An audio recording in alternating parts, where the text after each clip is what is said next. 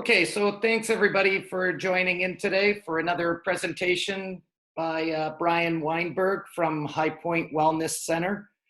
This will be recorded and posted on ONcourt.ca for any of you to review, or if you'd like to share it with friends or family, yeah, it'll be posted on the website. So welcome, Bryon, and thanks again for doing this for us. Yeah, thanks. Thank you guys. Thanks everybody for coming out. So I think this is the last one. So this is the fourth one I'm doing. You know, the first day we just did a bunch of different things. I didn't know if we were going to be doing more. And then day two, we did the upper extremity. Day three last week, we focused a little bit more on the lower body. So today what we're going to do is we're going to try to combine some of the stuff. One or two of the drills that we'll go through today will be might have overlap with day one. So I think there's two exercises today that we've done on day one, but again, you know, it's like tennis, it's repetitive anyway. So, you know, we get to try it again. So what we'll do to start is we're just going to warm up the shoulders and hips really quickly, and then we'll jump in just to get moving a little bit. And like I said on day one, if there's any pain during any of this stuff, please stop doing it. I don't want anybody to hurt themselves, and hopefully you really shouldn't as we go through it. So like we mentioned on days 1 to 3, we talked about internal resistance, adding in a resistance. We're going to warm up the shoulders and hips really quickly the way we have on day 2 and 3. So we're going to start with the shoulders, and just to get everybody moving a little bit if you're just waking up at 12:30 in the afternoon for some reason. So we're going to start with the shoulders. Again, if you want to stand, you can stand. Otherwise, you can kind of kneel however you want. So we're going to start with a 30% internal resistance, so almost as if somebody's resisting you as you go through it. So we're all going to do this together. We're going to start with the right arm here. I'm assuming pretty much everyone here has done at least one of these days already. So if you haven't, I apologize, but we're going to try to get through a lot of stuff today. So we're going to start with the thumb facing forward. Nothing moves except for the shoulder. We're going to slowly raise it up, add in resistance at least 30%. If you want more of an exercise, add in more resistance. You're trying to keep it as close to your ear as possible. So you're not out here. You're trying to keep it as close to your body. Once you get to the end, you're going to start to pronate, so turn the hand outwards without rotating through the trunk. So the chest is going to face forward, and you're going to keep rotating your hand until your pinky is facing forward, as you can see with me here. Now we're going to reverse it, 30% resistance, as if you're moving your arm through thick honey. Get to the end point, try to get even further. Start to supinate, so rotate outwards. Make sure the chest is staying forward. Really try to stay as close to your body as you can, so your biceps should be swiping your ear as you slowly come down and maintain that resistance there. Okay, let's do one more on that right side. Slowly come up, nice and slow. I want everybody to be breathing in through their nose and out their mouth. Nobody should be holding their breath here. You should be starting to become a little bit more aware of your body. So start to pronate, slowly start to come down, really slow it down and try to stay close to your body as you come in. So again, I don't want the arms flaring out. You're staying nice and close by. And we're going to go again on the way back. Extend your arm back, thumb facing backwards. Once you hit your barrier, start to rotate again. And that'll allow the clearance in order for you to come up overhead and slowly back down. We're going to do 2 repetitions on the left side now. Add in that internal resistance, so contract your forearm, contract your bicep, your tricep, your pec muscles, your shoulders. Just at 30% of your maximum contraction. Get overhead without compensating through the low back. Keep the ribs down. Start to turn the hand outwards and start to come all the way in. Keep the arm close to your body and back down. And we're going to reverse it, thumb back. So again, like we explained last day, by adding in that internal resistance, we're not only warming up the tissue and bringing blood and oxygen to the area, we're going to do one more repetition, we're also starting to build through all these ranges of motion that you might not have otherwise trained through. And with traditional strength and conditioning, a lot of these positions are not gone into, they're avoided. So this little exercise here allows for your shoulder to get through that range of motion and prepare itself for what it's going to be going through on the tennis court. Perfect. All right. So now we're going to do the hips really quickly, 2 reps on each side. So again, you're going to be on your hands and knees, wrists underneath your shoulders, knees underneath your hips. So you should be here, not here, okay? And what we're going to do is you're going to stick your butt out, and then you're going to tuck it just a little bit. So there should still be a little bit of a curve in that low back. Now you're going to contract your abs. That will help lock out the low back so there's no movement. And we're going to bring your right knee as far forward as you can without moving the low back. Then you're going to bring it out to the side, just like a dog, you know, going to the bathroom on a fire hydrant.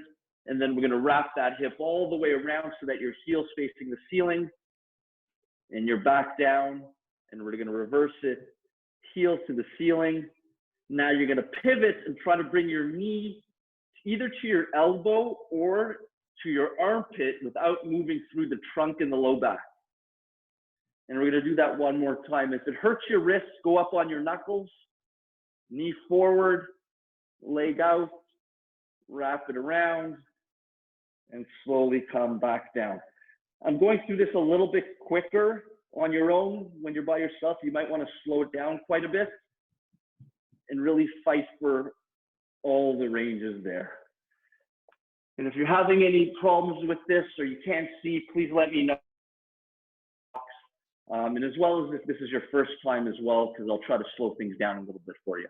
Left side, knee forward, do not move that low back. Bring the leg out. As far out as you can. It might not be much, but that's okay. That's as far as you can go, and you'll just continue to work on that. Now wrap the leg around to the heels to the ceiling and back down. And as you're doing this, the only thing that should be moving is your hip. So I don't want your head bobbing around. And we know, okay, we're going to do one more repetition. We know on the tennis court, knee forward, leg out. We know on the tennis court, you got to keep that head still as you're hitting that ball. And you look at the best players in the world, and their head is staying extremely still as their body's moving. Perfect. All right, so at least we warmed up the hips and shoulders a little bit relatively quickly, but you can see just a couple of repetitions how it gets the body warmed up. Okay, so one of the things that we're going to do today, like I said, we're going to incorporate the trunk and core a little bit more. So I notice this more. I don't watch tons of junior tennis, but when I do watch the professionals play and I compare the men to the women, and it doesn't mean that this isn't happening on the men's circuit as well, but I find that there's a lack of control of the trunk, especially when they're moving for a shot. So for instance, and I'm sure you guys can visualize it, they go out for an open stance backhand on the run, and as they hit, their whole body collapses down, as opposed to staying nice and upright. So the idea is, this is a very long lever from head to your hip. You have to have the ability to control this long lever, AKA the trunk. So this next protocol here, we're going to work on controlling that upper extremity while using the hips as well. So if you picture that open stance backhand, we want to make sure we know what it feels like to get into that position, but also get out of that position. So just like we did on day one, make sure there's no questions in the chat. No, we're good. Mike, you can hear me fine? You see me okay? Yes, perfect. Everything's good. Okay. All right. So just like what we did on, I think, day one and day three, we're going to get into a 90-90 position. So if you don't recall, you're going to be in a bear sit position. You're going to stay nice and upright. So if you have to prop up, prop up. And then you're going to rotate. We're going to go to the right. So your right knee should be in front of you.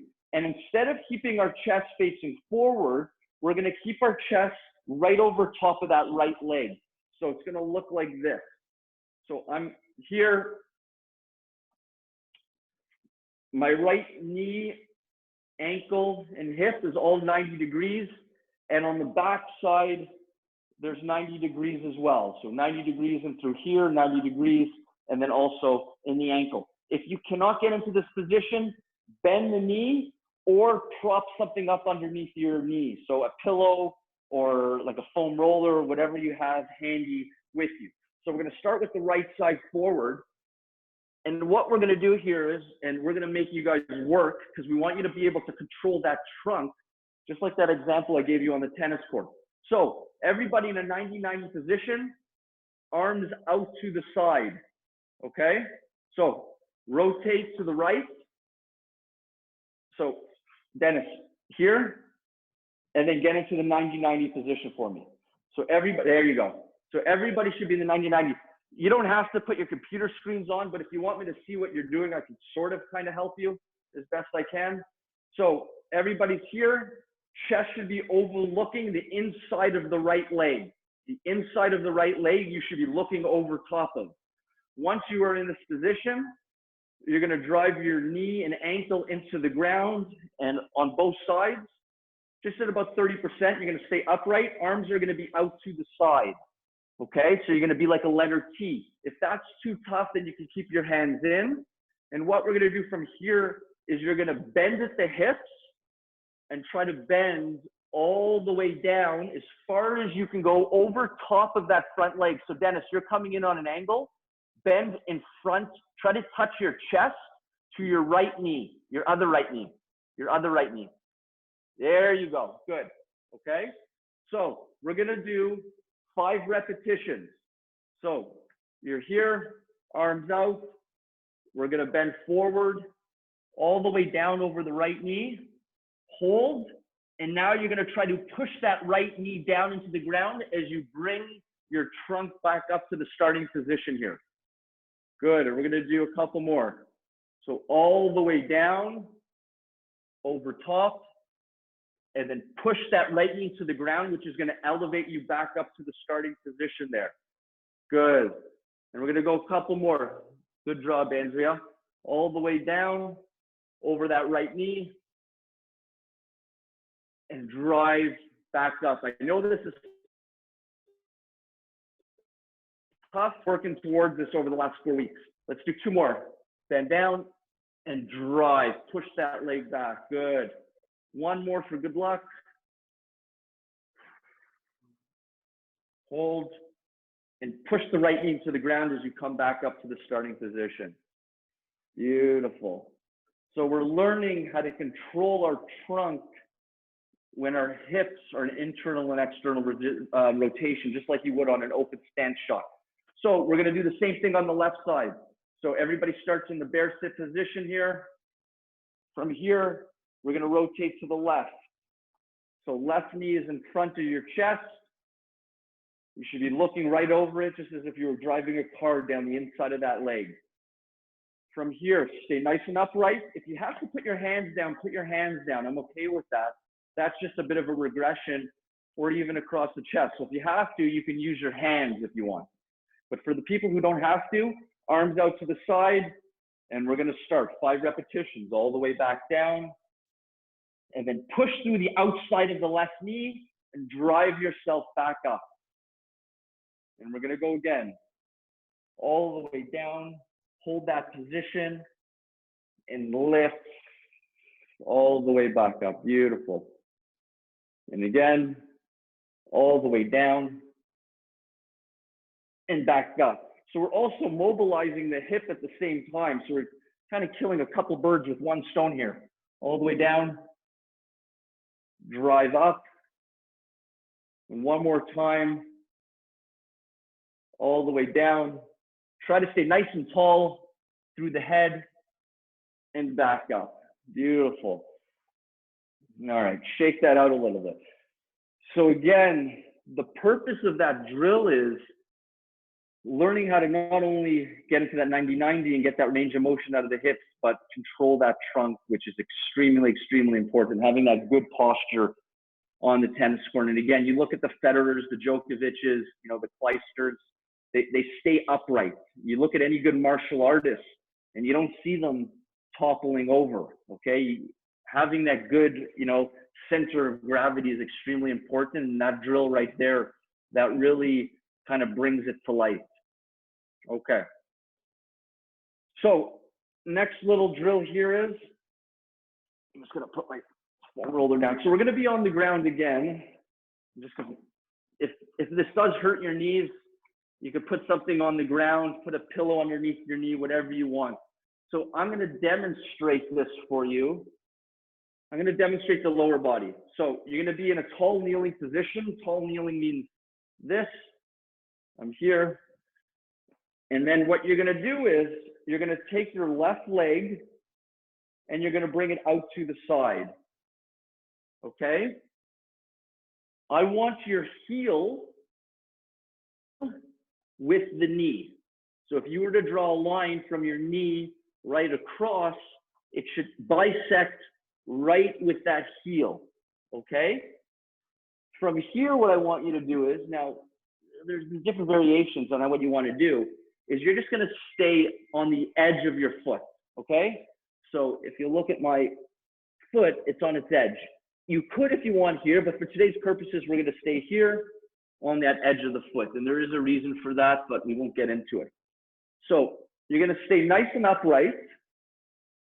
And what we're trying to do here is we're trying to gain some, we call it flexibility. I like to call it compliance of the groin and the trunk.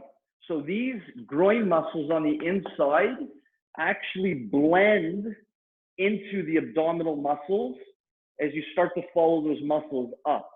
And what we notice with a lot of people who have repetitive groin injuries or even abdominal injuries, from a rehab standpoint, we miss the rehab that actually starts to connect those two together or train those two in unison.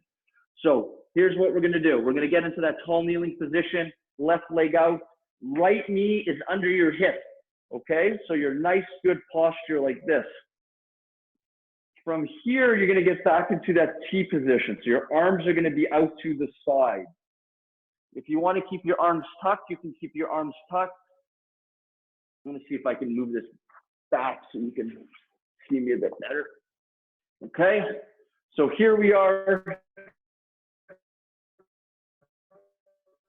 Now what we're gonna do is, on this left side, you're gonna drive that inside of the arch into the ground. So you're gonna push into the ground with that left leg.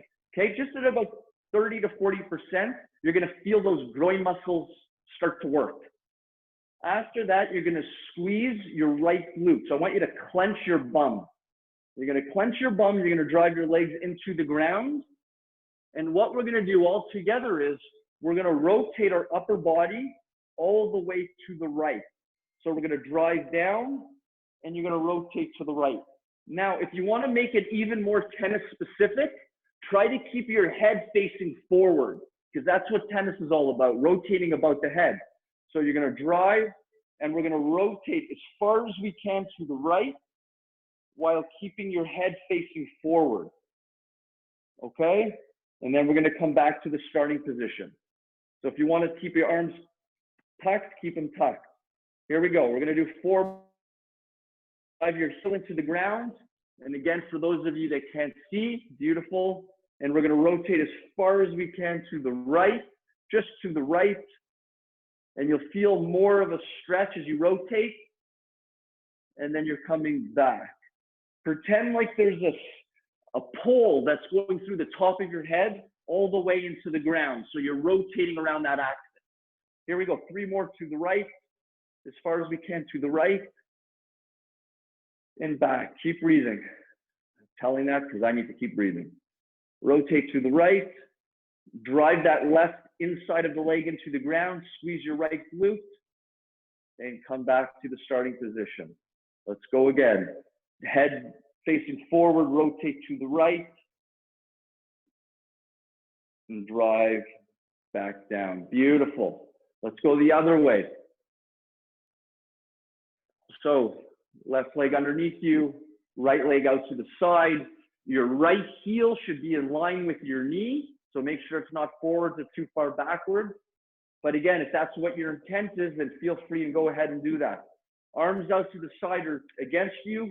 Drive your right leg or the inside of the edge of the right leg into the ground. Squeeze your left glute, so clench your bum cheeks. And we're gonna rotate as far as we can to the left. You're gonna keep your head facing forward, so do not rotate through the head. And come on back. And again, that's 2. I think I lost count already. We're gonna do 3 more. Drive, drive, drive.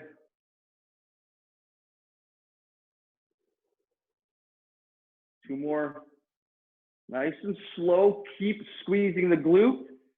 Keep driving that right inner foot into the ground. And we're going to go 1 more as we rotate. And back to the starting position. Beautiful. Good job, guys. That was really good. So, again, I really like that drill as part of your warm-up. Again, especially if you're playing on clay courts and you need to slide out to the ball with that open stance, it really tensions the groin muscles and as well as the abdominal muscles and allows you to coordinate the 2 of them together. So really, really important drill, and also focuses on that trunk staying nice and upright.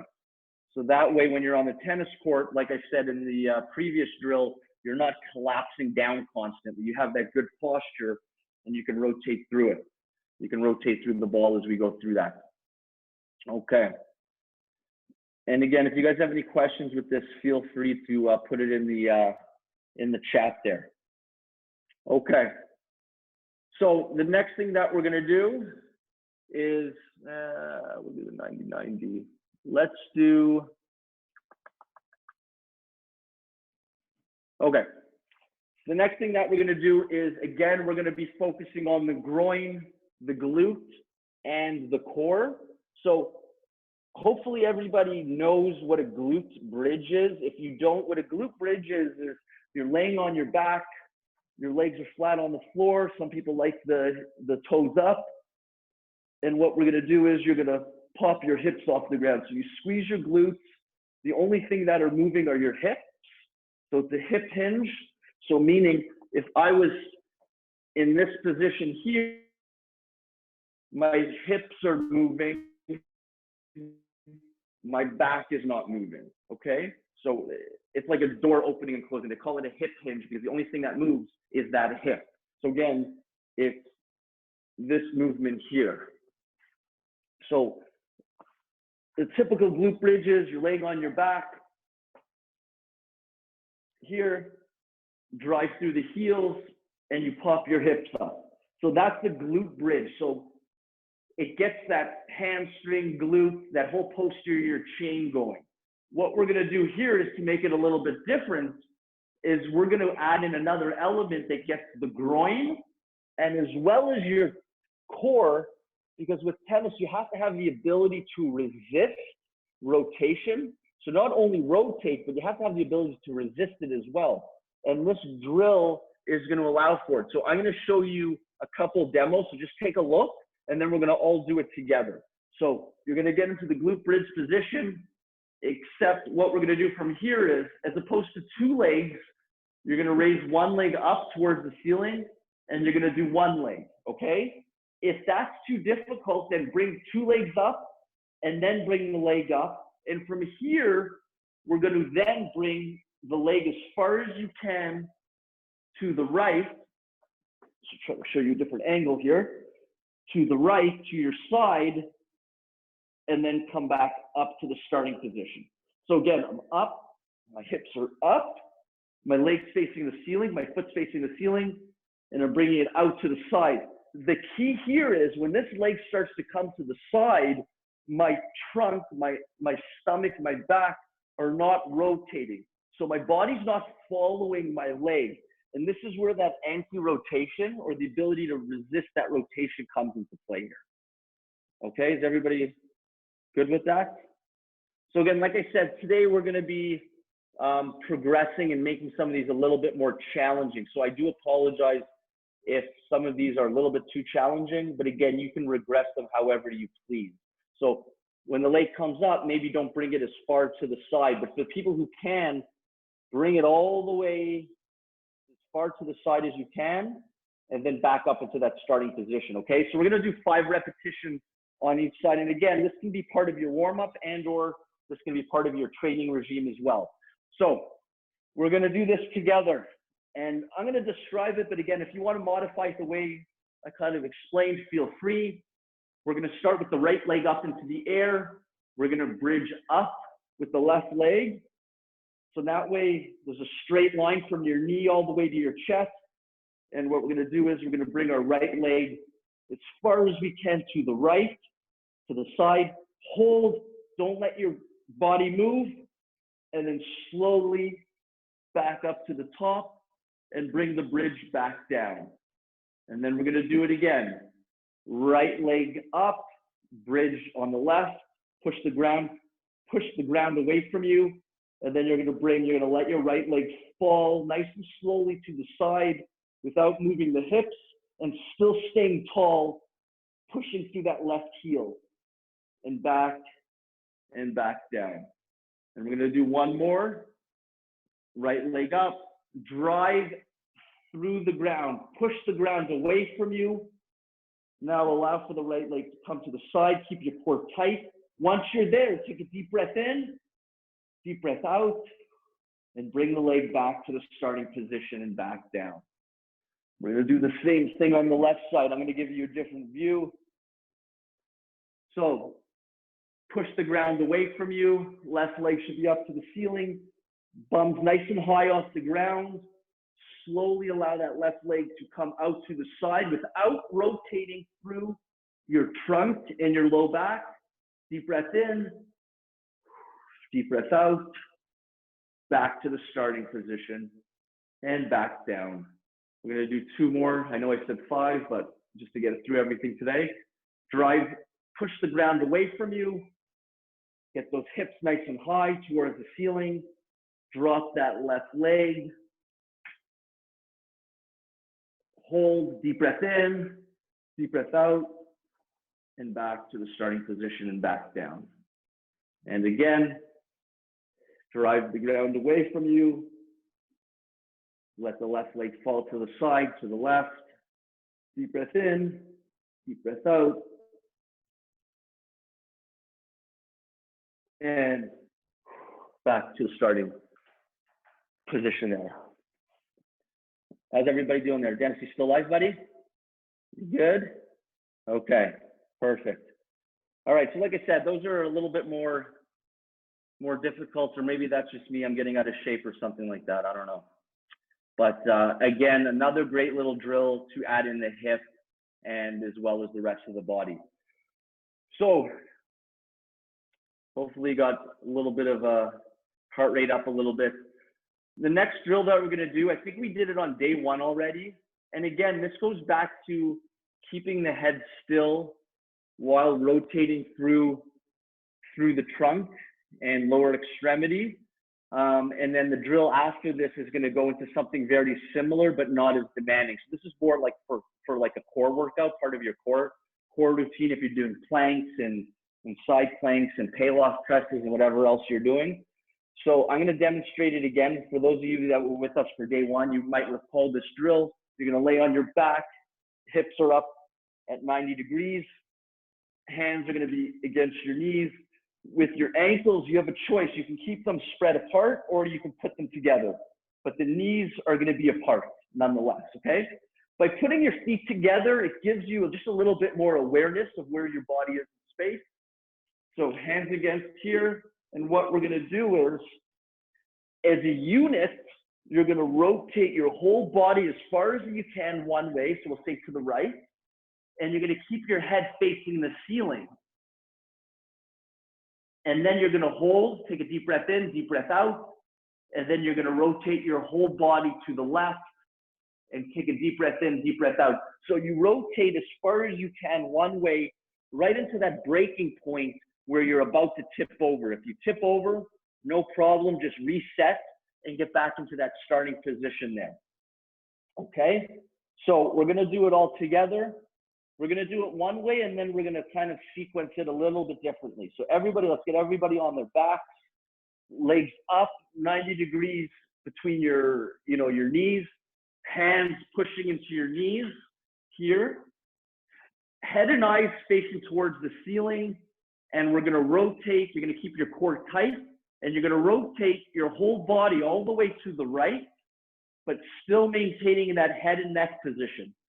Now you're gonna take a deep breath in, deep breath out. Really try to get as far as you can over to the right before you tip over. And then we're gonna rotate back to the center, and we're gonna rotate as far as you can to the left. Take a deep breath in, deep breath out, hold, and come back to the starting position. So this becomes as difficult as you want it to be on yourself.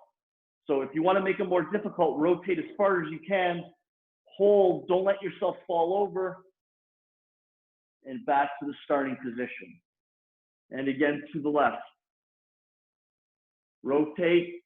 If you fall, come back to the start, and we'll try it again, and back. And we're gonna go 2 more. Rotate as far as we can to the right.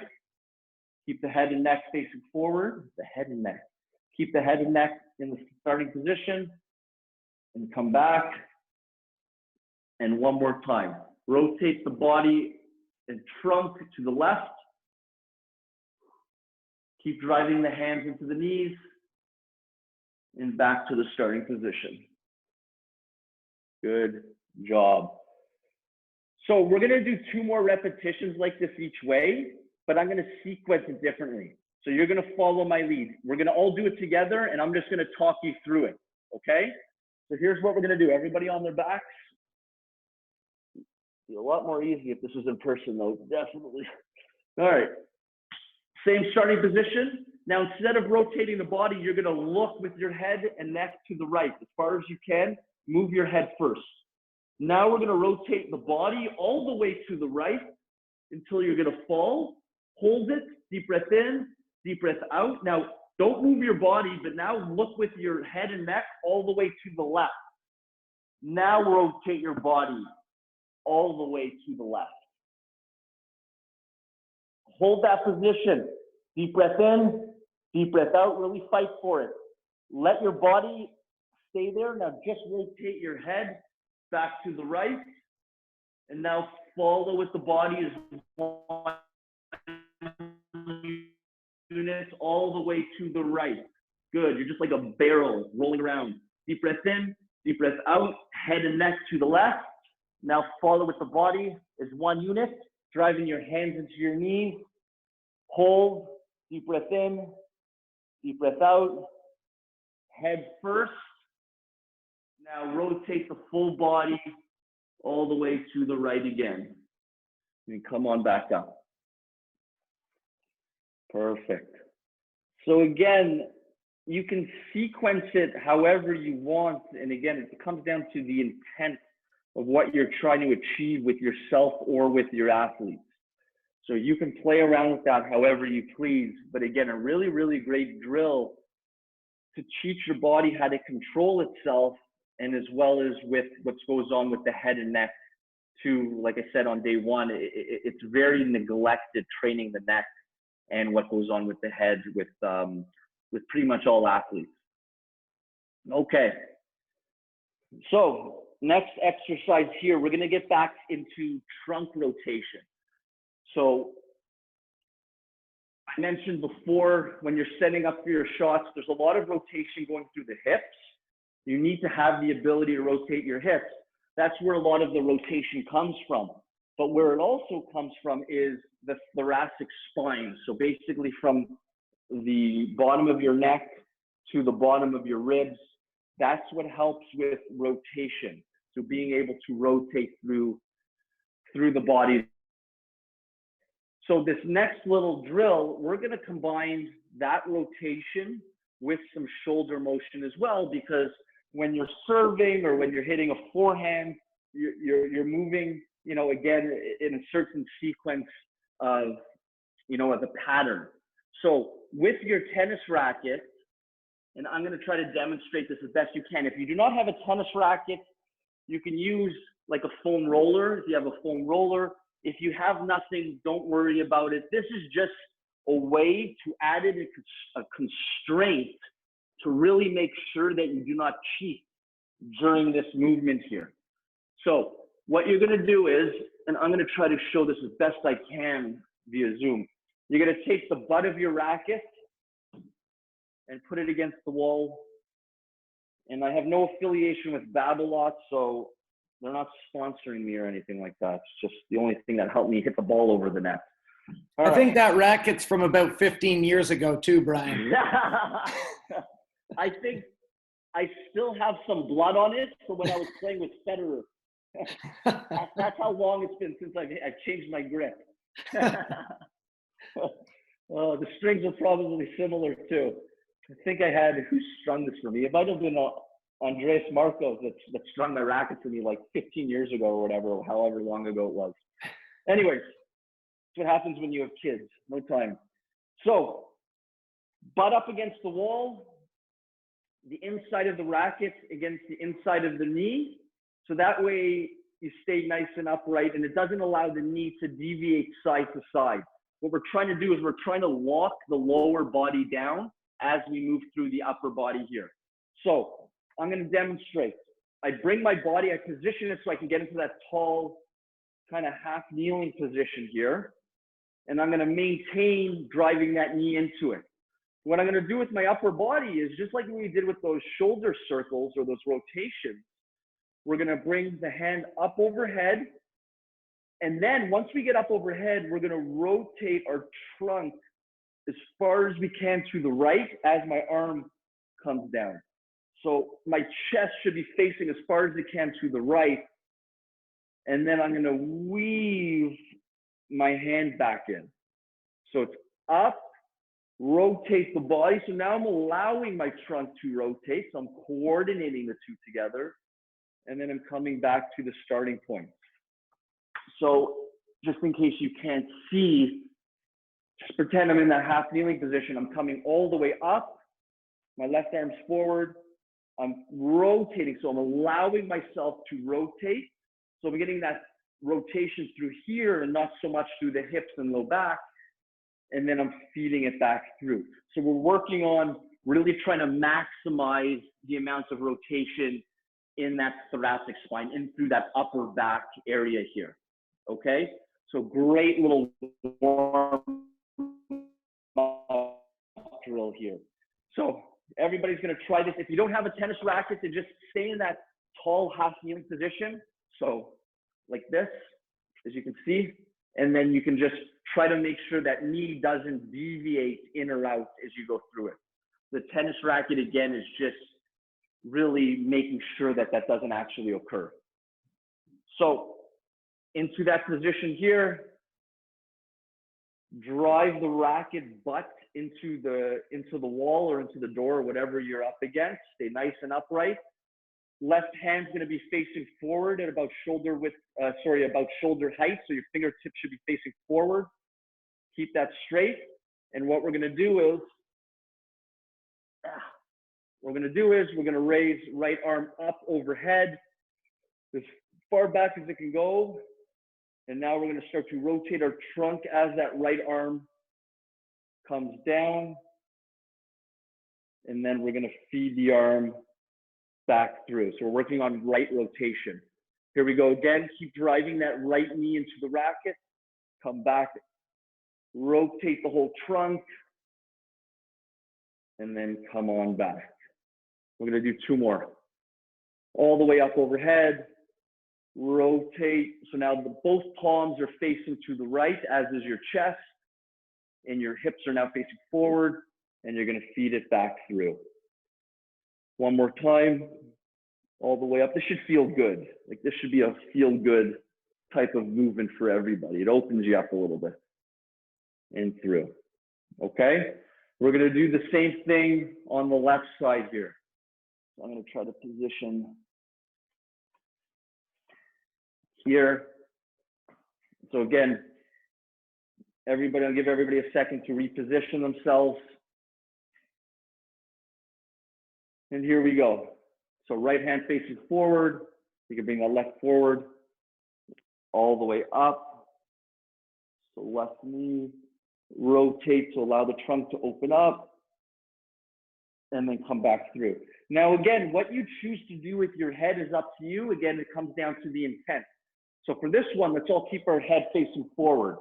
So don't move your head and neck, rotate, open up, and then feed that arm back in. And obviously I lost that pressure there. Here we go. Up overhead, rotate, and come back through. So now we're going to do the same thing, but now we're going to allow the head and neck to rotate with us. So you could almost, if you want, you can follow your hand with your head as you rotate through. There's really no wrong way to do this. It's just whatever you actually need to work on. And in my opinion, which is my opinion and as well as my biased opinion, this is where a thorough assessment comes into play, because you need to figure out what you need as an individual, not just as somebody in a mass, somebody just who plays tennis. One more time. Follow the hand all the way up, rotate around, drive the left knee into the tennis racket, look at your left hand, and then feed it back through. Beautiful. Perfect. Good. So we're getting some good movement in through that upper body, but as well as utilizing the lower extremity as well. So we're going to do something very similar now. So if you didn't have that tennis racket, or if you wanted to change it up a little bit, another great little drill in order to get the groin and as well as that rotation is a similar position that we did the other day, that either what you call it, that can't be good for the computer. The frog position or the goalie position. So you're spreading your legs like a goalie, so you get that stretch in the groin. You come down onto your elbows. We're going to be in this position here. I'm going to demonstrate it. So I'll give you a couple angles here. So I'm in a goalie position. I'm not doing this. I'm not sticking my butt out. Just, relatively what we call quote unquote a neutral spine, which is more of a range than anything. And you're going to put one hand behind your head. So you're going to put your right hand behind your head, and you're going to get that stretch. So you're going to sit back so you really get that stretch of that groin, and then we're going to rotate your elbow all the way up to the ceiling and then down to the ground. Okay? So again, what we're trying to do is we're trying to coordinate rotation of that upper trunk and as well as a little bit that lower while engaging the groin as well, which is what happens so often in tennis, especially when you're coming out for an open stance and you have to rotate around the ball. So this is to prepare for that type of movement here. So we're going to all get into that frog or goalie position. So get as far out as you can. And again, if it hurts, then get some pillows or get something underneath your knees. You're going to get on your elbows, and then you're going to sit back until you get that good stretch of that groin and maybe in a little bit of hamstrings there. And then what we're going to do is you're going to take your right hand and you're going to place it behind your head. And we're going to do 5 repetitions together. We're going to rotate your right elbow up towards the ceiling. With this, don't come up with your body. You're going to rotate along that axis. Pretend like there's a pole going through the top of your head all the way down to your bum, and you're rotating almost like a rotisserie chicken on that pole. So hopefully it's not too graphic of a visual, but you're like a rotisserie chicken here. Or if you're a vegetarian, like a, I don't know, like a shish kebab with veggies. Here we go. We're going to rotate as far up, right elbow to the ceiling. Deep breath in, deep breath out, try to get further, and back down. 3 more. 1. Good. 2. And one more. Good. So come out of that position for a second here. Just give that groin a little bit of a break. And we're going to do the same thing on that left side now, okay? So same thing on the left side. Get into that goalie position here. There you go. Smack yourself a little bit to get yourself ready. You're going to sit back on your heels, or as far back as you can maybe go, where you start to feel the stretch. Left hand behind the head, right elbow on the ground. Rotate that trunk so that way the left elbow is facing the ceiling, or as far as you can go, and back down. And again, you'll start to notice you rotate better, or you have more rotation one way compared to the other. And I didn't mean to say better, because it's not a thing that's better or worse. There's going to be natural asymmetries with tennis players, and that is not a bad thing. That is something that we actually need.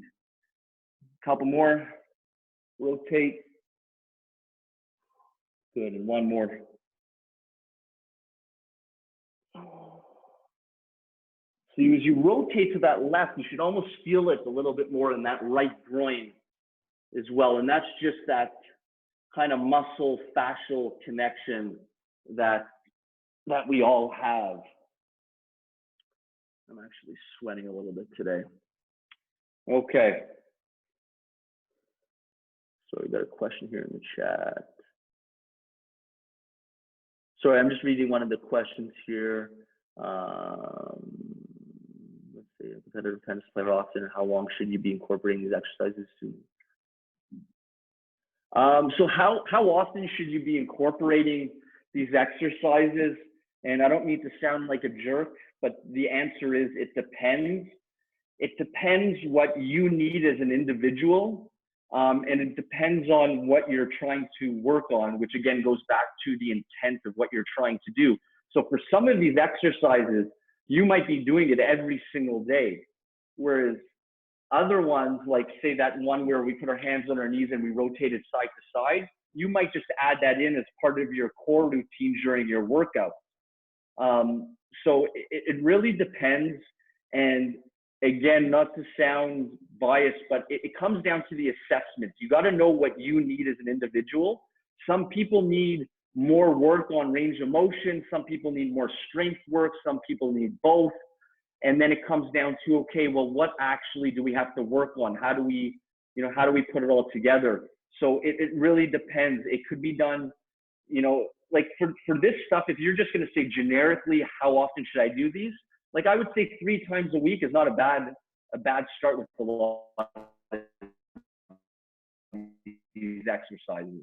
If this is just something that you want to do. And again, just go to tolerance. Don't fatigue yourself out too much if you don't want to, and just keep building on it. As long as there's no pain, you're just gradually exposing yourself to these movements, threshold that you can sustain without injuring yourself. Okay, so hopefully that just me, or is there a bad connection? I don't know if that's a bad connection. Hopefully that answers your questions there. Can everybody else hear me? Just give me a wave if you can hear me. Perfect, Doug. Thanks. Yep, it's all right, good. Perfect, Bryon. Okay. All right, we got about 10 more minutes here. So let's try to go through maybe 1 or 2 more little exercises here to torture you guys. So again, we're without exercise equipment these days, or a lot of us are without exercise equipment. So a great way to work on core control and as well as hip movement, so hip flexion, getting that hip up, a great little drill, and it's difficult. So if you have your tennis racket with you, feel free to use it if you need it, where you can actually hold it up. But you're going to get back into that half kneeling position. So this position here, you're going to stay nice and upright. And all we're going to do is, now with that back leg, if you want, I like going up on the toes. That way you mobilize the feet a little bit. But if that hurts you, you can feel, on the top of your foot. And what we're going to do from here is we're going to do 5 repetitions all together. If you don't need the tennis racket, great. But what we're going to do is we're going to get nice and tall. And without shifting your body, without this or this, we're going to raise your right knee up in the air. So you're going to raise your right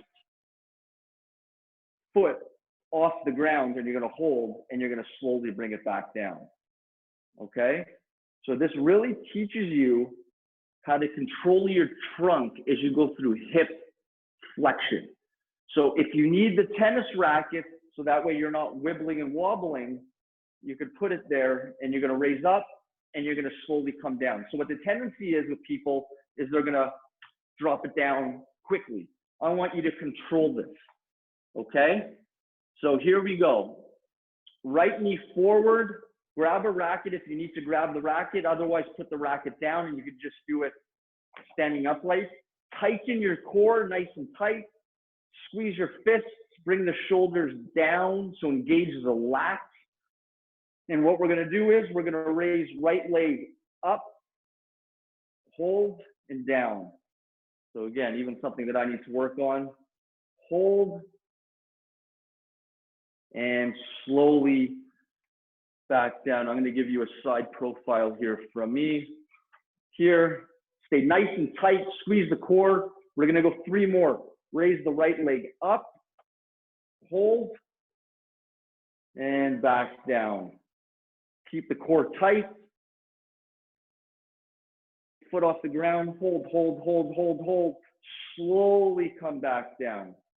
Let's go 1 more. I know this is tough. Raise up and back down. So if you're falling, use the racket. Use the racket.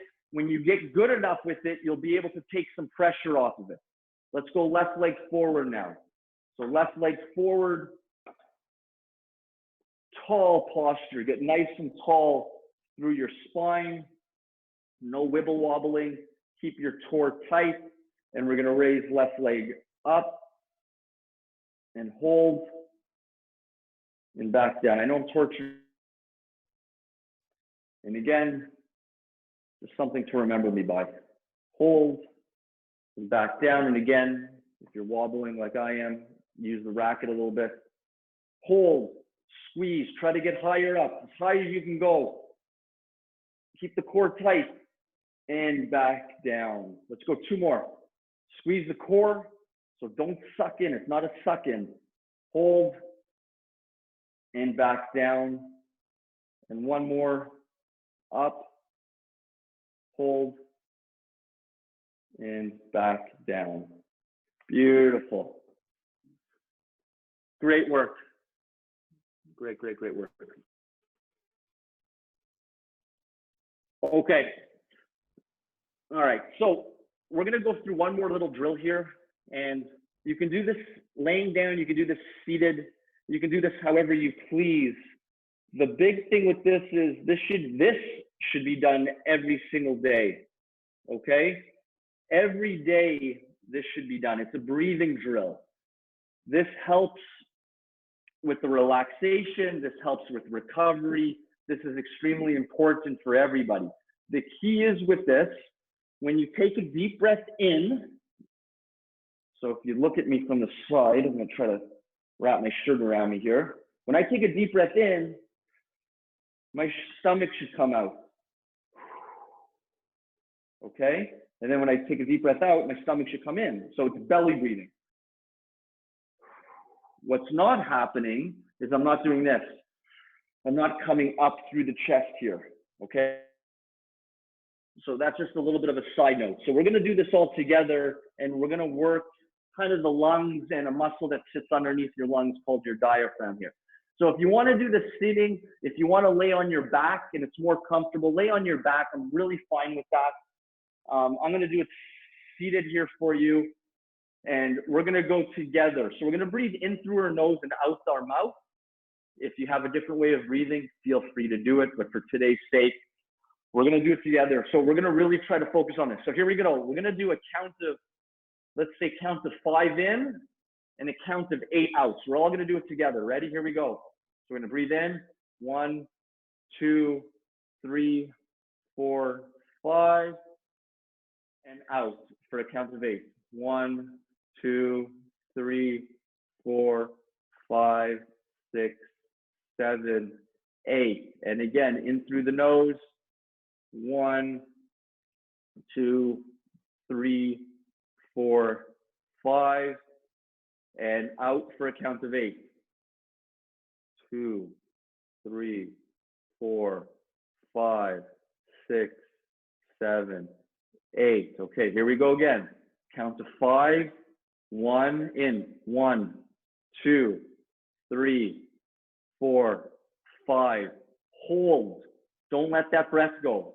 Hold, hold, hold, hold. Now let it out for a count of 8. 1, 2, 3, 4, 5, 6, 7, 8.